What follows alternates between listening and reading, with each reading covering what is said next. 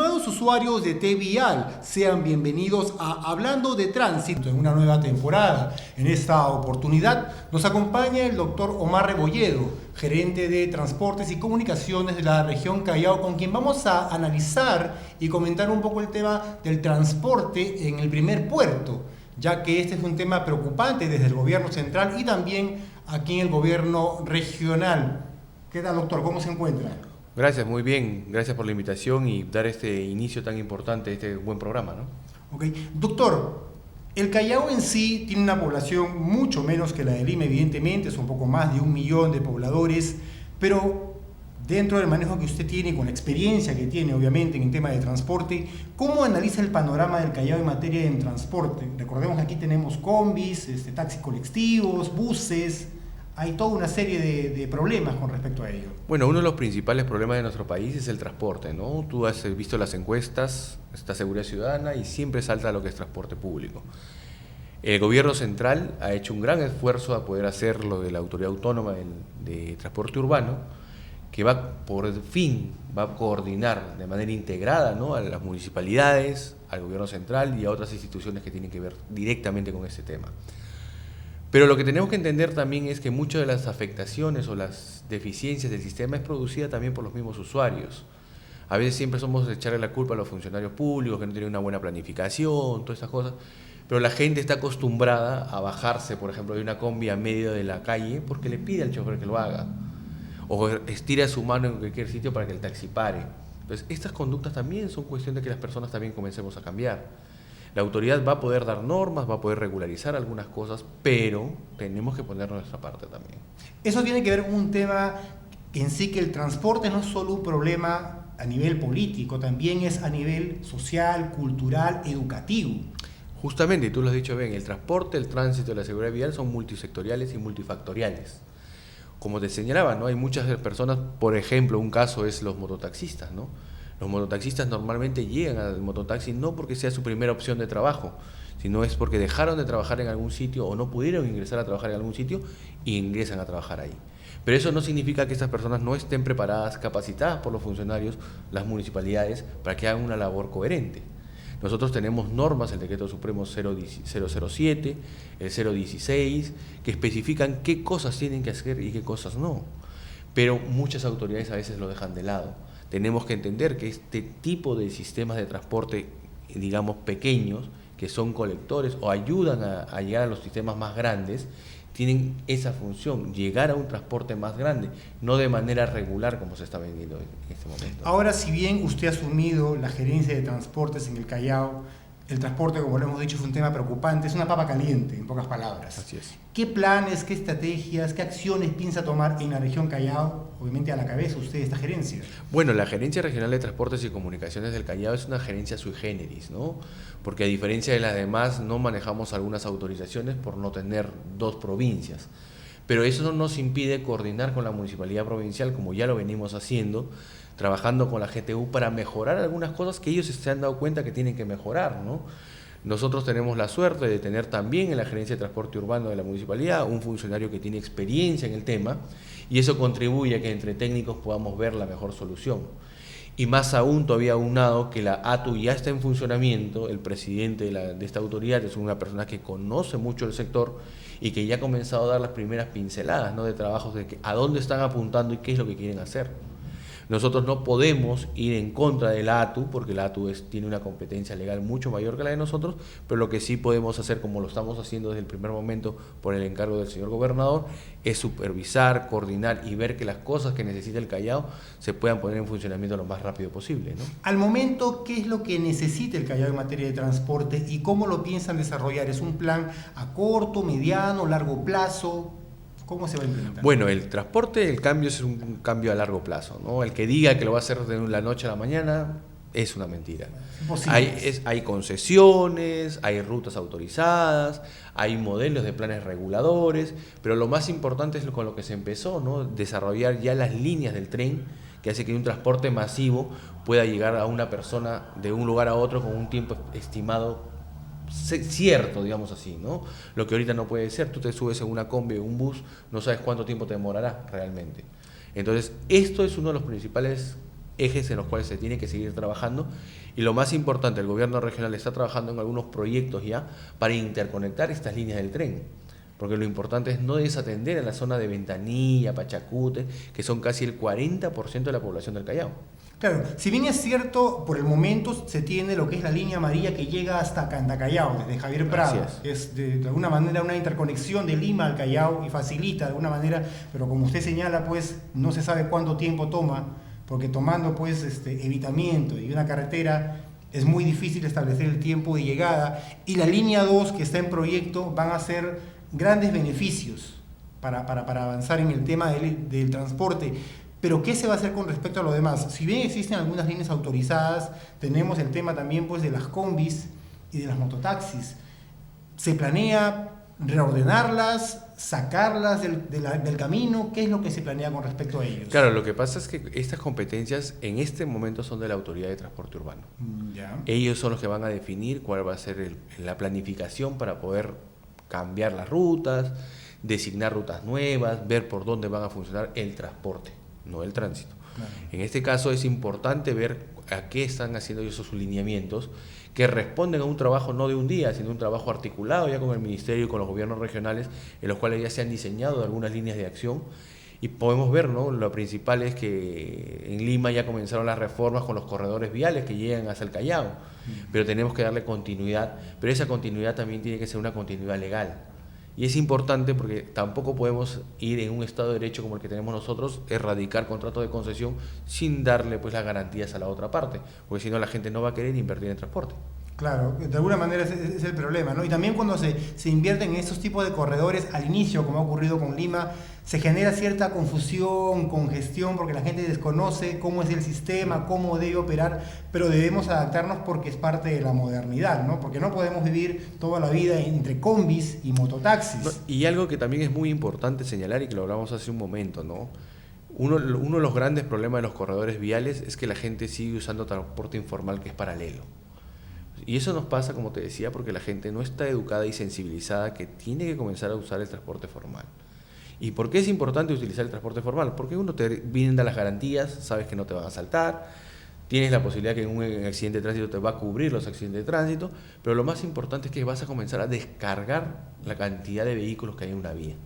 Si nosotros calculamos cuántos vehículos informales, estos llámese colectivos o pseudo colectivos, que estén autorizados, serían reemplazados por un bus de alta cantidad de personas, haría pues que las vías estén descongestionadas. Pero nosotros tenemos la mala costumbre, como le decía hace un momento, pararnos a la hora que salimos de la casa, queremos que la combi, el bus o cualquier cosa pare en la puerta de la casa. Y nos molestamos todavía. Y todavía lo gritamos al chofer, como hemos visto en la televisión, algunos le pegan al chofer para que pare en ese momento, aunque el paradero no está autorizado. Claro, es un tema de educación. Hay campañas que se están haciendo de sensibilización por parte de la región. Sí, el gobierno regional tiene una actividad diseñada que es una sensibilización en seguridad vial, que también llega a este punto, las municipalidades también están trabajando, pero lo más importante es que las campañas siempre van a resultar siempre que las personas sean receptivas a este cambio. Este cambio de actitud, este cambio de chip es complicado. Tenemos muchos años acostumbrados a un tipo de transporte tan irregular, con tantas dificultades, que para poder ordenarnos en uno nos va a costar. Pero ese cambio no solamente va a salvar vidas, vamos a mejorar el medio ambiente y vamos a mejorar la calidad de vida de las personas, que es lo más importante. Como usted señala en ese punto, ¿no? El tema del transporte tiene como aristas el tema de la contaminación. El tema también de que siempre, Lima y Callao es donde ocurre prácticamente el 66% de accidentes y donde más muertes y heridos resultan, ¿no? ¿El Callao en qué nivel se encuentra? ¿Tiene, bueno, por denominarlo de alguna manera, más víctimas o menos víctimas que Lima como capital? Lo que pasa es que la estadística, pues tú la tomas como de acuerdo a lo que necesitas, ¿no? Si tú ves en proporción entre tasa de accidentes con tasa poblacional, el Callao va a estar siempre muy bajo, ¿no? Porque tenemos aproximadamente, no llegamos ni a 40 muertos en un año.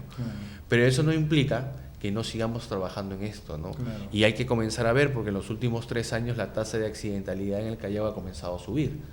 Y esto es producto de la cantidad de vehículos que tenemos y la falta y respeto a las normas de tránsito, no solamente del conductor, sino del peatón. Y como tú lo has señalado, ¿no? Estamos teniendo problemas de contaminación, todo, aunado a que no tenemos pues un servicio de vehículos como debe ser, un parque automotor muy antiguo también.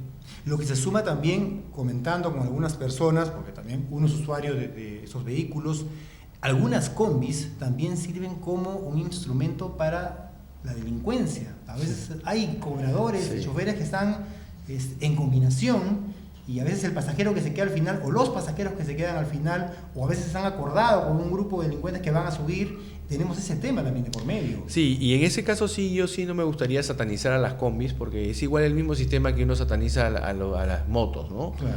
El vehículo es un instrumento de desplazamiento. Claro. La persona que está dentro es la que lo utiliza. Claro. O sea, hay muchas combis que dan un servicio dentro de sus posibilidades bueno, cumplen sus requisitos, choferes y todo. Siempre en cualquier institución, en cualquier servicio, en cualquier labor, siempre hay gente que está al margen de la ley, pero para eso están las instituciones como la municipalidad en este caso, que es la que fiscaliza este tipo de trabajo, en la cual seguramente, como ya he conversado con el gerente de transporte urbano, van a mejorar y endurecer algunas normas para tener una mejor fiscalización. Pero esto también va de la mano con lo que va a hacer la ATU, ¿no? La ATU tiene un sistema muy complicado, una tarea muy dura para este cambio radical que tiene que hacer en el transporte en el Perú, ¿no? Al menos en Lima y Callao. Ahora, además, otro tema que ocurrió en Lima y que pensamos que puede replicarse en el Callao es el tema de que si empezamos a crear corredores, buses como deben ser a gas, que no contaminen, que puedan llevar mayor cantidad de pasajeros, ¿qué sucede con todas estas personas que prácticamente son esta masa laboral dedicadas a las combis? ¿A dónde se van ellos? Es un tema también que lo que pasa preocupa. es que un diseño planificado de un corredor como se tiene implica también un plan de reinserción laboral de las personas que están a los costados. Lo que pasa es que muchas veces se han hecho algunos diseños que no han estado de la mano con este tipo de trabajo, pero justamente esta autoridad nueva es la que va a regularizar estas cosas. ¿Por qué? Porque ya no va a ser que la Municipalidad de Lima haga una cosa, la Municipalidad del Callao otra cosa, una distrital se mande a hacer otra cosa diferente. No. Para eso hay una sola autoridad centralizada, la que va a indicar qué se va a hacer y cómo se va a hacer que esas personas también puedan entrar a trabajar en otros sitios, ¿no? Okay. Y también otro tema que está en el Callao, el tema de la antigüedad del parque automotor, que es un tema nacional. O sea, sí, circulan justamente. vehículos de épocas ya... Lo que pasa es que el servicio de transporte te da pues la posibilidad de tener vehículos que estén operando de acuerdo a que se hayan pasado la inspección técnica vehicular o no. No. Ahora, la realidad también es que ya el Ministerio de Transportes con las municipalidades provinciales han comenzado a trabajar ya un plan de renovación vehicular, dándole de baja ciertos vehículos para que ya efectivamente ya no podrían comenzar a circular, ¿no? El plan piloto se inició, si no mal recuerdo, el año pasado en Arequipa, porque tuvieron un plan en Trujillo también, eliminando ya del servicio ya vehículos con cierta cantidad de años. Esperemos que comiencen a trabajar igual acá en Lima y Callao, pero yo considero que a veces puede ser importante la antigüedad del vehículo para poder sacarlo, pero también lo importante es tener una buena operatividad, siempre y cuando tengamos una buena inspección técnica vehicular que certifique que ese vehículo no contamina y lo más importante, que operativamente está funcionando bien, ¿no? Y eso lo podemos tener en ambos escenarios, tanto transporte público como privado, porque también hay conductores, bueno, de uso Claro. particular, que tienen sus vehículos pues en un estado Mire, deplorable. el Ministerio de Transportes está trabajando en nuevas estrategias para mejorar las inspecciones técnicas vehiculares. Las inspecciones técnicas vehiculares son una herramienta importantísima para poder mejorar la calidad del servicio, no solamente del particular, sino también del transporte público. ¿Por qué? Porque ahí nos va a dar la garantía que el vehículo en el cual nos subimos cumple las normas de tránsito y cumple las normas del Decreto Supremo de Administración de Transporte. ¿Y por qué digo de particulares? Dirán, pues no, doctor, pero no es importante el particular. No, porque, por ejemplo, tú, el día viernes, jueves, vas a jugar pelota con algunos amigos y te subes en el vehículo de un amigo de regreso, ¿no? Después de jugar pelota. Y te subes en un vehículo que está destartalado, que no tiene luces, el parabrisas no funciona y diferentes cosas. Lo más probable es que te pase un accidente, más con la llovizna que tenemos ahora, si no tienes las llantas. Pero no lo hacemos. Es como otra cosa muy importante, la gente tampoco toma conciencia de su real rol dentro del periodo de circulación. Muchos de nosotros, digo, me incluyo, porque en algún momento me ha pasado, nuestros padres, nuestros tíos, nuestros hermanos, nuestros novios, enamorados y demás, están en estado de ebriedad evidente, se sube al vehículo y lo primero que hacemos nosotros es nos subimos con ellos, Sí. en vez de decir no subas. Claro. Que es algo que es básico, ¿no? Es elemental. Elemental, pero no lo hacemos. Lo primero que hacemos es nos subimos. Esa persona que está en la ebriedad, bueno, puede tener un eximente porque estaba borracho, pero nosotros que estamos conscientes estamos poniendo en riesgo nuestra vida. Es lo mismo que nos pasa en transporte. Si yo veo que un vehículo está destartalado, evidentemente no ha pasado el 6TB, las llantas no tienen las cocadas que necesitan, y me subo a ese vehículo, estoy poniendo mi vida yo en riesgo sin necesidad de alguna, ¿no? Porque después de ese habrán 4 o 5 vehículos más que pueden hacer el mismo servicio. Claro. Sumado a eso también está a que si se suben a un vehículo y la persona está bajo estado de ebriedad, también es el tema actual de que, bueno, desde que se puso como ley y se implementó el tema del cinturón de seguridad, más lo utiliza el piloto y el copiloto. Los que van en la parte posterior no lo usan cuando es obligatorio, pero mucha gente no tiene todavía la costumbre de utilizarlo. Y tú sabes que hay una estadística del Ministerio de Transportes que el 80% de las personas que mueren en accidentes de tránsito que están en el vehículo son los que están en asientos posteriores, porque no estaban con el cinturón de seguridad. Porque normalmente cuando se produce el impacto las personas vuelan hasta el espejo, hasta el parabrisas delantero, o se golpean las sienes con las lunas laterales y el impacto es como golpear a una pared. Pues, ¿no? Claro, es un tema de fuerza cinética que se aplica. Eso, bueno, hemos conversado siempre en las capacitaciones con los alumnos, y también, además de capacitaciones que se efectúa la región, ustedes han coordinado en sí, bueno, con el Ministerio de Educación o con la ADRED, sí se puede implementar como antes existía, ¿no? Cuando había educación cívica hace muchos años en los colegios, había la parte de educación vial. Sí. O sea, uno le enseñaban desde la escuela. Justamente, pero se ha perdido un poco eso en materia educativa. Claro, justamente estamos nosotros trabajando en eso, estamos desarrollando ya, repotenciando el Consejo Regional de Seguridad Vial, donde tenemos trabajando un directorio que incluye a la DREC ahí, y en algún momento ya tenemos conocimiento que ha habido proyectos de ley para incluir en la educación básica regular de manera obligatoria la seguridad vial, pero lo más importante también es capacitar a los profesores, porque muchos de los profesores tienen la mala costumbre de que te dan la charla de educación vial el día de hoy, en la mañana, y en la tarde están cruzando pues sin respetar el semáforo, o lo jalan a los alumnos para cruzar por la mitad. Entonces tenemos que ser consecuentes también con las cosas que tenemos, y eso es un periodo no solamente de capacitación, sino de sensibilización. Y este cambio que va a servir con la educación, no es un cambio que nos va a demorar un año, es un cambio que lo veremos nuestros hijos o de repente nuestros nietos, pero tenemos que empezarlos. Y una de las principales reformas en que estamos trabajando nosotros por encargo del gobernador es justamente eso, reforzar los temas de seguridad vial en los cuales se han venido relajando las administraciones en el transcurso de los años, y mejorar, tratar de que la gente no muera en las vías del Callao. Porque las cifras van en aumento. Bueno, van sí, reduciendo. Sí, efectivamente, pero también ahí tenemos que ver, pues no sé, en el número global, en el transcurso de los años, hemos tenido una baja significativa, si tomamos como referencia el año 2011 hasta el 2018, ¿no? Hemos bajado a nivel nacional casi un 35% de los muertos a nivel nacional, que es bastante, con el trabajo de todos los gobiernos regionales, que son los que fundamentalmente sostienen el trabajo del Ministerio de Transporte en este tema, ¿no? Claro, aunque igual hablamos en sumas totales de 3.000 muertos, claro. 50.000 heridos al año es bastante, sumado al dinero que se tiene que reinvertir en este tema de accidentes de tránsito. Lo más importante aquí es que tomemos conciencia de los accidentes de tránsito, ¿no? Nosotros hemos llegado ya a un estado de que pasa un accidente, hay un muerto, y dice la gente, bueno, un muerto, y se acabó ahí, no hay más. En cambio, por ejemplo, hay un homicidio, sí hay un homicidio, un feminicidio, sin desmerecer la proporcionalidad de las cosas, ¿no? Pero son dos vidas que se pierden de igual manera. Entonces, tenemos que comenzar a cambiar eso nosotros mismos. Y nosotros como papás debemos comenzar a hacer ese cambio. No cruzar por medio de la calle, no manejar en estado de ebriedad, subir en paderos formales, enseñarle a los niños a ponerse el cinturón de seguridad de acuerdo a la edad que tienen, usar sillas de retención infantil. Son muy pocas las personas que la usan, y muchas veces yo he estado en muchos eventos y lo primero que dicen es que una de estas sillas tiene un costo muy elevado. Hay sillas para todos precios, para todo costo, y la seguridad de una persona no tiene valor. Claro. Tenemos que comenzar a cambiar en ese tipo de cosas. Porque estas sillas para los bebés en los vehículos, otros prefieren, la mamá se pone el cinturón y tiene cargado al bebé. Pero eso no garantiza, porque al final, en el impacto con la fuerza cinética, el bebé puede salir disparado. En un accidente de tránsito es una alta probabilidad de que la persona vaya. Alta probabilidad, igual puede terminar falleciendo. Pero el tema de los cinturones también tiene que ver, en estos buses de corredores no se implementan en los asientos de pasajeros también. ¿no? Es claro, un poco difícil, complicado, se podría hacer. Lo que pasa es que el diseño de un corredor complementario Ya. hace que tenga una definición de tránsito calmo. ¿Y por qué se dice tránsito calmo? Porque tiene una velocidad promedio entre 30 y 40 kilómetros por hora, que no debería exceder eso.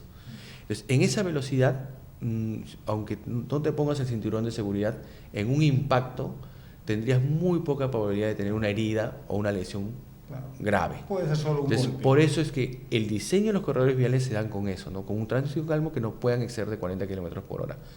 En la actualidad es así, porque el tráfico que hay en Lima o en el Callao hace que se vayan menos. Pero lo más importante aquí en este tipo de corredores es que la gente cumpla y lo respete las cosas, ¿no? Yo, por ejemplo, veo mucho que la gente está en la cola, espera un ratito, espera 5 minutos y ya se desesperan y se van en un bus, en un carro informal.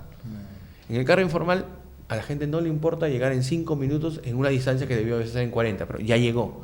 O sea, no le importa cómo llega, o sea, y si llega también. Claro. Entonces, eso es algo que tenemos que cambiar nosotros. O sea, por más que las autoridades nos pongamos difíciles, tengamos vallas más altas, tengamos normas más estrictas, si las personas no empezamos a hacer un cambio nosotros mismos, esto no va a ayudarse. Claro, porque también pasa de por medio el tema de invertir en tu propia seguridad. Porque si bien tomas un bus de un corredor, el pasaje puede estar un poco más, pero va a ser un vehículo más seguro, como señaló usted al principio, que tiene pues un seguro, Por supuesto. y que va a una velocidad controlada. A diferencia de una combi, como se han encontrado varias, que son piratas y que tienen millones de soles y acumuladas en multas que nunca las van a pagar, porque eso es. Y un ejemplo evidente, sin irnos al urbano, para que no digan que solamente estamos diciendo cosas urbanas, en las carreteras, ¿no?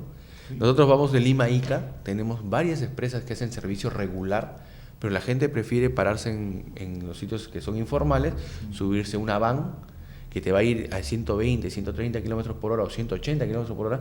Ahí no sabes si el chofer descansó, si ese carro pasó CITV, si tiene SOAT, si vas a llegar como debe ser. Entonces, esas cosas aumentan el riesgo de un accidente. Pero, como te vuelvo a decir, es una cuestión de nosotros mismos. Nosotros mismos tenemos que comenzar a ayudar a las autoridades para que esta demanda que tenemos de cosas baje y eso ya no sea un negocio rentable para las personas. Sumado a ello, la gerencia ve el tema de lo que son las licencias de conducir. ¿Cómo se está manejando esto? Porque si lo hablamos legalmente, un vehículo es también un arma, porque un vehículo puede matar, como un arma de fuego. Así es. ¿No? Entonces, se están implementando más controles, se planean implementar más controles, porque no creo que todos, así como un arma de fuego, no todos deben tener una licencia para manejar un vehículo. Por supuesto, en eso estamos completamente de acuerdo. Y el gobernador regional y la gerencia general del gobierno regional de Callao me han pedido que esto comience a mejorar y lo hemos podido evidenciar. Tenemos controles más fuertes y más estrictos para pasar nuestros exámenes de normas y nuestros exámenes de manejo. Tenemos un promedio de 40% de personas jaladas en el examen de manejo en un día. Y tenemos una de las regiones top en este tipo de jalados, ¿no? Eso lo que implica es que nuestro personal está haciendo una evaluación más estricta y buscando la forma de que estas personas que van a circular en la calle próximamente tengan los conocimientos al menos de las cosas que son básicas. Pero aunado a esto estamos desarrollando nosotros ya un proyecto en el cual no solamente estamos capacitando al personal nuevamente con nuevas técnicas de evaluación, sino también estamos desarrollando ya sistemas de software y que puedan permitir que la automatización en la evaluación nos permita evaluar correctamente a las personas. Pero escuchó, sí, hace poco en noticias que estaban viendo el tema de interconectar a todo el país, es decir, porque hay la mala costumbre que si tú jalas en una región, te vas a otra y en otra sacas su licencia. ¿Esto para usted es positivo? Que todos estén interconectados para que... Lo que pasa es que la realidad es que las regiones como nosotros debemos de cumplir las normas como están establecidas.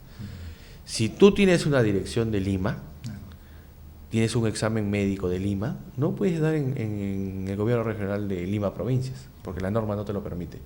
Para eso, los gobiernos regionales, dentro de sus administraciones, tienen que comenzar a establecer mecanismos de control, como lo estamos haciendo nosotros para eso. Muchas veces no pasa eso en otras regiones, pero lo estamos mejorando acá.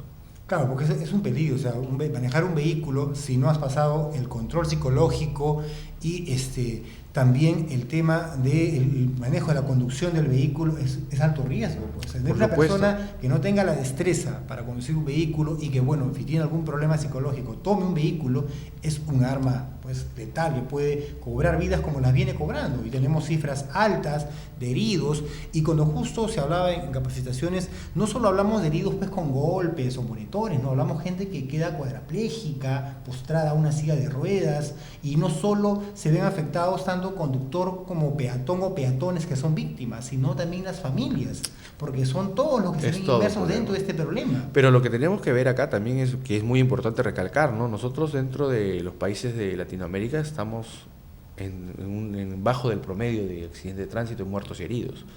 O sea, que tengamos una cantidad de muertos de 3.000 aproximadamente, no significa que estemos en lo más top de la accidentalidad a nivel nacional, internacional, ¿no? Bueno, ha sido interesante la entrevista con el doctor Omar Rebolledo, gerente de transporte. Vamos a ir a una breve pausa y retomamos la entrevista.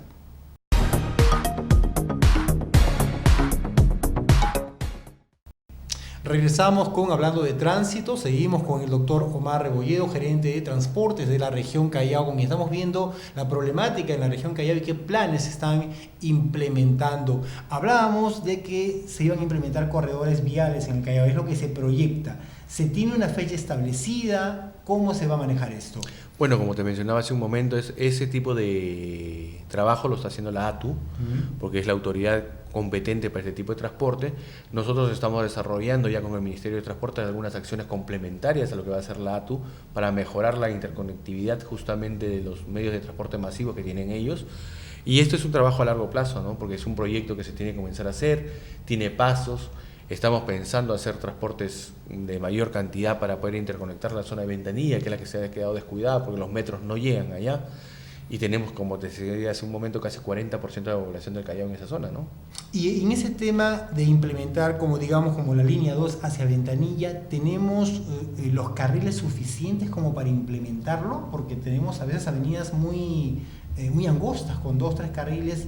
Implementar un poco estos sistemas es un poco complejo, ¿no? Tiene que haber un estudio técnico muy profundo para poder establecer. Tiene que haber estudios muy importantes, pero hay alternativas, ¿no? Transportes aéreos como la línea 1 del metro, ¿no? En el momento que se decidió para hacer la línea subterránea, pues fue una decisión del MTC en ese momento, porque la institucionalidad técnica primó por alguna razón. Pero nosotros en el Callao podemos ver, pues, ¿no? Si necesitamos interconectar algunas cosas, podemos tener transporte aéreo con los trenes o con estos sistemas que nos podrían ayudar, ¿no? Claro, el tema es tratar de hacer primero el estudio, pero eso va a tomar tiempo, por lo menos. Lo más importante es empezarlos. Lo más importante es iniciarlos para que den la factibilidad y que sea lo más importante, que sea bueno para el Callao. O sea, no importa en qué gobierno se termine, cómo sea, todo, no, pero la parte técnica tiene que primar, como es el deseo del gobernador, y que se trabaje como debe ser para que se quede un legado como debe ser para el Callao. Y así no solamente tener puerto, aeropuerto, sino también los sistemas de trenes que son muy necesarios acá, ¿no? Claro, el tema es que el tema del transporte sea una política de Estado, no sea un manejo de gestión a gestión, porque ahí es donde también se pierde pues la ruta. Sí, justamente el gobernador regional está concentrado en mejorar, como ustedes saben, ya diferentes cosas. Una de las cosas que le tiene preocupado, ¿no?, es el transporte en general, no solamente el terrestre, sino el aéreo, el portuario, por lo cual nosotros ya estamos trabajando de la mano con el Ministerio de Transportes en varias mejoras que ellos ya tenían planificadas, dándoles pues, ¿no?, la perspectiva del gobierno regional de la población para que sean mejora de ellos mismos, pues, ¿no? Lima también aplicó, hace unos días viene aplicando ese tema del manejo de las placas pares e impares. ¿Esto podría implementarse en el Callao? Porque también hay alta circulación de vehículos, hay congestión siempre en la avenida Elmer Faucett en distintos puntos y más en el aeropuerto, y el aeropuerto pues es la puerta del Perú al mundo y está ubicado pues en el Callao. Bueno, en el plan piloto que está haciendo la Municipalidad de Lima, tenemos que ver todavía los resultados de su evaluación que tienen ellos, ¿no? En este momento tenemos que considerar que se ha hecho cuando no hay colegios, no hay universidades, estamos próximos a fiestas, que gran parte de la población también ha salido de Lima. Entonces tendríamos que evaluar pues cuál fue el real impacto, ¿no?, si funcionó o no funcionó. Pero si nos basamos en estadísticas y en estudios en otros países, esta es una medida de mitigación temporal. O sea, es porque se necesita en un momento específico, pero no es una medida continua. Lo que tenemos que hacer son medidas que van de la mano de esta para poder reducir o desincentivar a la gente para usar su vehículo. Eso es lo que tenemos que hacer. Por ejemplo, tenemos gente que se va a un distrito como San Isidro. Todos van con su vehículo y son 20 o 30 personas en una misma oficina que viven en La Molina, pero entran en el mismo horario y salen en el mismo horario. ¿Por qué no incentivar que todos vayan 4 personas en un solo vehículo en vez de ser una en cada vehículo? Claro. ¿Esto qué haría? Bajaría la carga vehicular. Comenzar a poner de repente estacionamientos más caros. ¿Cómo para qué? Para que la gente tampoco lleve el vehículo. Pero a eso va de la mano también con que le pongamos un mejor servicio de transporte para que ellos también lo puedan usar. Entonces son un conjunto de herramientas que va a tener que usar la municipalidad siempre y cuando la evaluación de este plan sea positiva, ¿no? Y hay que tomar en cuenta que cada año el parque automotor se incrementa, aproximadamente en 6.000 vehículos más cada año. Entonces, eso querría decir que hay que sacar vehículos de uso particular antiguos que ya están en desuso, ¿no? Sí, pero la tasa de motorización de Lima y Callao es una de las más bajas de las capitales de Sudamérica. Entonces tenemos que ver que en otros países teniendo motorización más alta, o sea, mayor cantidad de vehículos, no tienen los problemas de tránsito que tenemos nosotros. Entonces lo que tenemos que comenzar a concentrarnos, como lo están haciendo las autoridades de la municipalidad y en este caso seguramente en coordinación con el ministerio y con los gobiernos regionales, es comenzar a trabajar más de la mano en lo que es gestión de tránsito. Comenzar a buscar flujos vehiculares, sitios donde no estén restringidos las vueltas, sitios donde no vayan a pasar los vehículos de carga y cosas así como para que pueda dar fluidez al tránsito. Muchas veces tú te vas a dar cuenta que si un camión, en vez de ir al lado derecho, como le corresponde en una vía, va al lado izquierdo y todavía se le ocurre doblar a la mano izquierda, va a ser una congestión y va a ser un bloqueo de la intersección. Entonces, esas cosas, la gestión de tránsito tiene que comenzar a definirlas y tiene que comenzar a trabajarse de mejor manera, ¿no? Pero es un problema que más ocurre con los vehículos particulares, porque no estamos educados a que puede haber, bueno, congestión porque hay alta circulación de vehículos, pero todos si siguiéramos el mismo carril, en orden, podemos avanzar más rápido, pero estamos a la criollada, a la política del vivo, de quién le mete el carro a quién para adelantar, y eso lo que hace es empeorar el problema. Y justamente hace un momento hablábamos que el cambio de actitud de las personas es muy importante, ¿no? Si yo como conductor sé que hay una intersección bloqueada por una vez está en rojo y voy a seguir metiendo el carro, lo que voy a hacer es que esa intersección se bloquee por más tiempo. Pero acá no damos el pase ni al peatón ni al carro que está viniendo del otro lado. Ni a los vehículos de emergencia. No, ni a nadie. Tenemos esa mala costumbre y todavía tenemos la mala costumbre de ir detrás del vehículo de emergencia en caravana corriendo para poder pasarnos las luces rojas. Entonces, ese cambio de actitud de generación en generación va a costar, pero hay que comenzar a hacerlo de una u otra manera. El gobierno regional estamos próximos ya a lanzar campañas de sensibilización en seguridad vial justamente con estos temas, buscando que la gente entienda cuál es el real problema. Estamos llegando a los colegios, porque los niños son muy importantes en este cambio. Y no solamente en el cambio de acá a unos años, sino ellos también son el motor de cambio con los papás. Porque lo primero que hace un niño cuando sube un vehículo es: papá, no te has puesto el cinturón de seguridad. Papá, te estás pasando la luz roja. Papá, estás a máxima velocidad. O está escribiendo. Estás escribiendo. Entonces, esas cosas nos ayudan a cambiar. Pero necesitamos ponerlo de nuestra parte. Muchas veces nos quejamos cuando hay un accidente de tránsito. Lo primero que sale a decir la gente es: las autoridades no fiscalizan, no hay un control, no, pero nosotros mismos no estamos controlando. El control ciudadano es muy importante y no lo hacemos.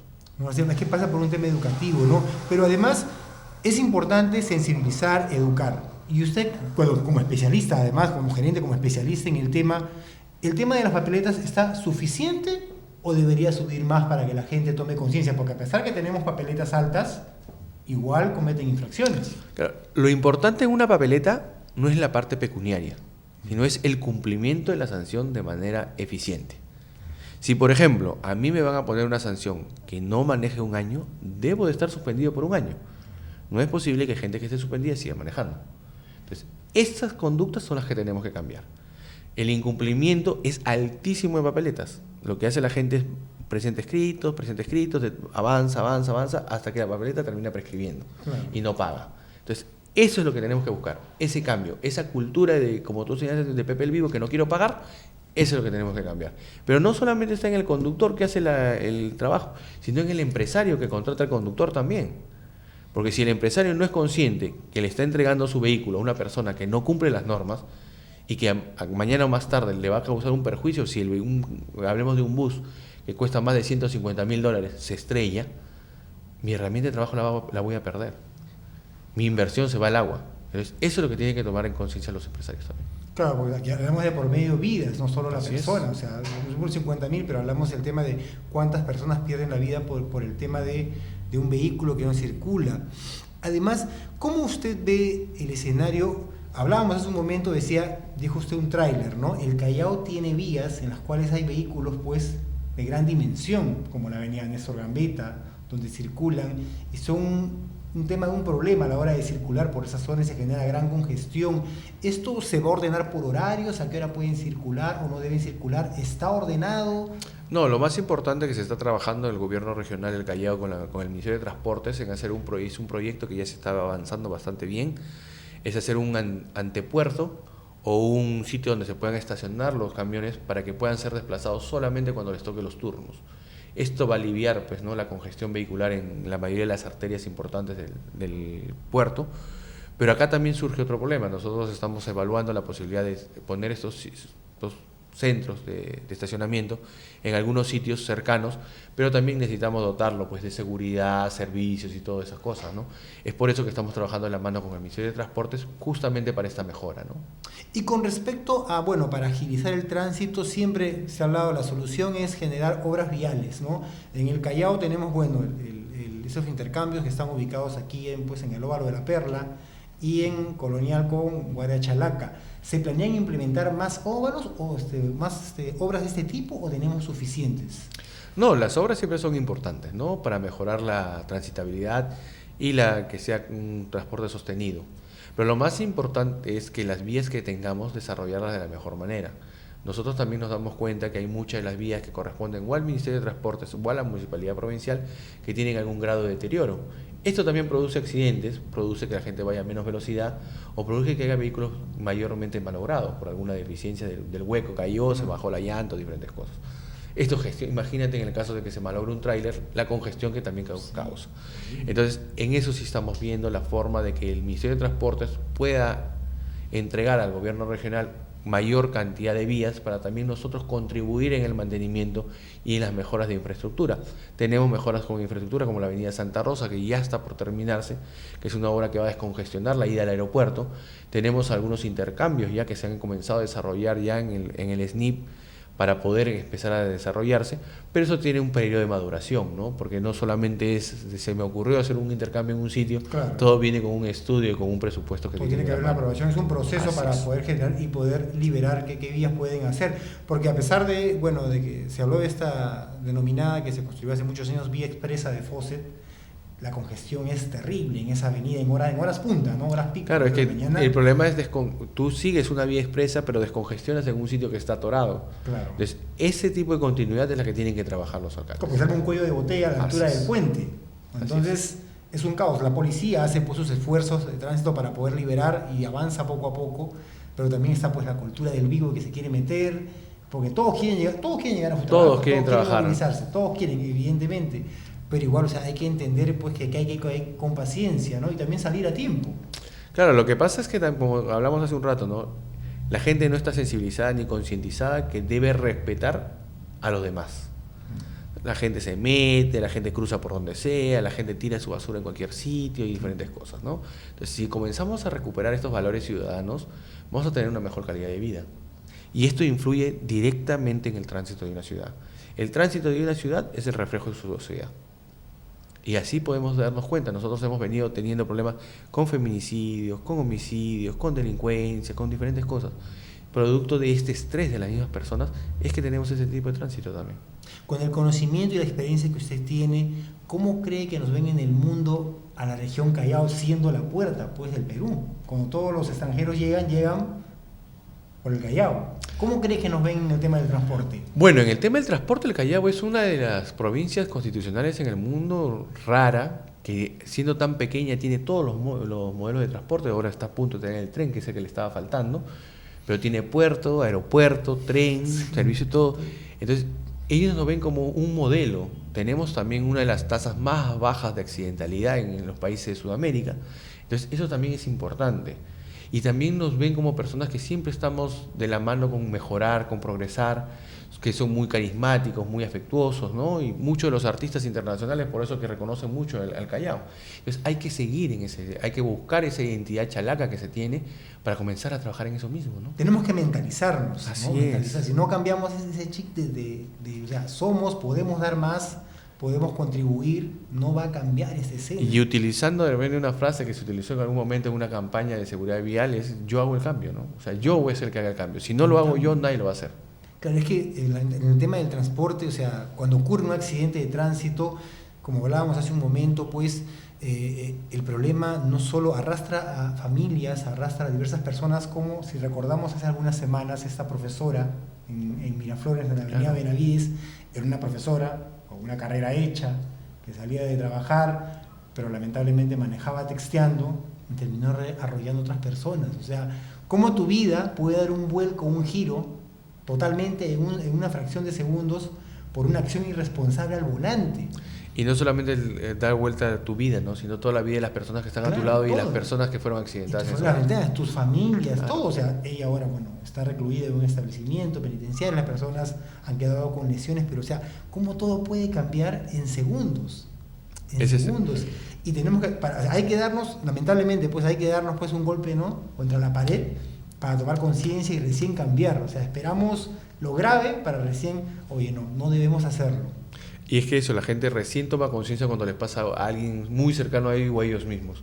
Y como tú lo has dicho, no podemos esperar en esto, ¿no? Tenemos que comenzar a hacer el cambio nosotros mismos y tenemos que ser conscientes que la forma como nos desplacemos va a ser que ayude a cambiar todo este problema que tenemos ahorita. En una oportunidad, justo hablando de ello, un estudiante de un colegio nos contó una experiencia que justo se dirigía a su colegio en la mañana y se bajó de la combi, esas combis, ¿no? Que circulan por la avenida Colonial, pero él, o sea, cruzó la pista y la combi avanzó y lo golpeó, obviamente lo arrojó al suelo, pero por parte del conductor del cobrador no hubo ninguna reacción, solo esquivó y se fue.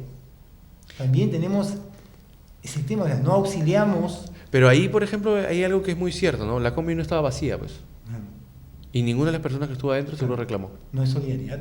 Eso es importante. Y más con un menor de edad, ¿no? Que es un niño que está desprotegido, que es un usuario vulnerable, está en el pie, tirado en la pista, de repente ensangrentado, no sabemos cómo habrá sido el golpe, ¿no? Y no les damos auxilio nosotros mismos. Entonces, ¿qué somos? Somos cómplices de este tipo de cosas, ¿no? Y al ser cómplices de este tipo de cosas, permitimos que estas conductas se repitan. Muchas veces nosotros, me ha pasado, estás en un bus, el vehículo está haciendo a excesiva velocidad, y si tú reclamas para que la persona disminuya la velocidad, todos los demás se comienzan a gritar. Oye, estás loco, déjalo que maneje porque queremos llegar. Entonces, si nosotros mismos no somos conscientes de que nosotros somos los que nos ponemos en riesgo, y si reclamamos podemos cambiar ese hecho, tenemos que comenzar a cambiar. Y ocurre también con los policías de tránsito. Cuando hacen un operativo, ¿no? Con los fiscalizadores, detienen el vehículo y todo el mundo reclama que estoy apurado, oye, déjalo. ¿Por qué lo paras en ese momento? Y hay muchas veces en operativos que se encuentran personas que no tienen ni licencia de conducir. Sí. Y ponen en riesgo la vida de las personas. Claro, pero la gente igual está protegiendo, tapando, cosas así, cuando no deben ser cómplices de esta situación porque están poniendo de por medio sus vidas. Así es. O sea, uno quiere llegar, rápido obviamente, ¿no? Porque vivimos en tiempos pues donde uno está acelerado contra el tiempo, todo lo quiere de inmediato, pero también pues hay que ser precavido, ¿no? Dios dice, cuídate que te cuidaré. Y es muy importante eso, si nosotros no hacemos el cambio, nadie lo va a hacer por nosotros. Solo hay que tener paciencia para poder mejorar esto. Palabras finales, ¿qué recomendaciones les puede usted dar a nuestros usuarios de Hablando al Tránsito para mejorar, que cambien la mentalidad, que exijan sus derechos? En este tema hay derechos y deberes. Por supuesto. ¿No? Lo más importante acá es, como hemos estado hablando en el transcurso de la entrevista, es que la gente tiene que tomar conciencia de cuál es su obligación en la vía, saber caminar, manejar, respetar a las personas, a los peatones, a los ciclistas, que también son muy importantes, y sobre todo no esperar que te pase algo malo para poder hacer el cambio. Nosotros somos ese motor de cambio, la posibilidad de que las cosas mejoren están en nuestras manos y tenemos que comenzar a hacerlo. Pensemos que tenemos esposas, papás, hijos, familiares y que nos puede pasar a nosotros. ¿Y qué tan complicado es un accidente de tránsito en una familia? Como tú lo has dicho, el Perú pierde aproximadamente el 2% del Producto Bruto Interno en accidentes de tránsito en un año. Si nosotros lo sumamos a eso, lo ponemos en montos, podremos decir cuántos colegios, cuántos hospitales podremos construir. Entonces, cambiemos, comencemos a buscar soluciones, pero en nosotros mismos. Bueno, fue el doctor Omar Rebolledo, gerente de Transportes y Comunicaciones de la región Callao, quien nos acompañó en esta oportunidad en Hablando de Tránsito. Nos reencontramos en el próximo programa. Muchas gracias.